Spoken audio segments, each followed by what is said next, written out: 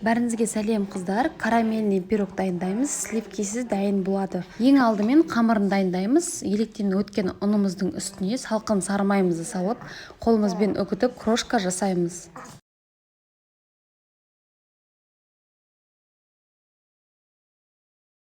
Барлығын үгіткеннен кейін 1 шай қасық разрыхлитель қосып тағы да араластырамыз.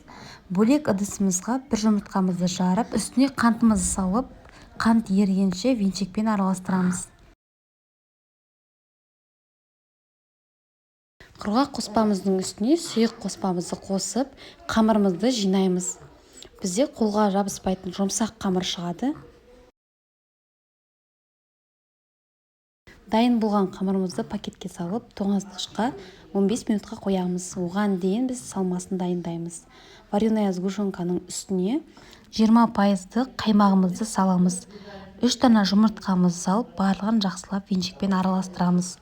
Вареная сгущенкамызды тоңазытқыштан алдын ала шығарып қойғанымыз жөн. Бөлме температурасында тұрса, ол кезде жұмсақ болып тұрады және салқын болмағандықтан араластырған кезде ірмек ондай болмайды, не осылай араластырғанда тез араласатын болады. Тоңазытқыштан шыққан қамырымызды 24 диаметрлік формаға жаямыз. Қалауыңызша қолмен жайып алсаңыз да болады, немесе оқтаумен жайсаңыз да болады.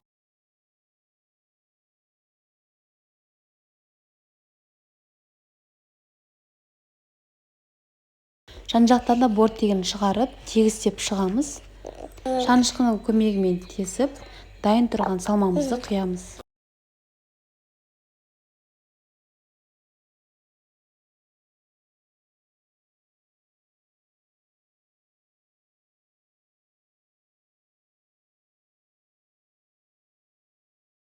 Салмамызды толықтай құйып, бетін тегістеп, қызып тұрған пеште 180 градуста 35-40 минут пісіріп аламыз. Бетін тегістейміз, пешке салатын кезде және піскеннен кейін салмасы қатқанша 1 сағат көлемінде бөлме температурасында ұстаймыз. Содан кейін тоңазытқышқа сала берсек болады.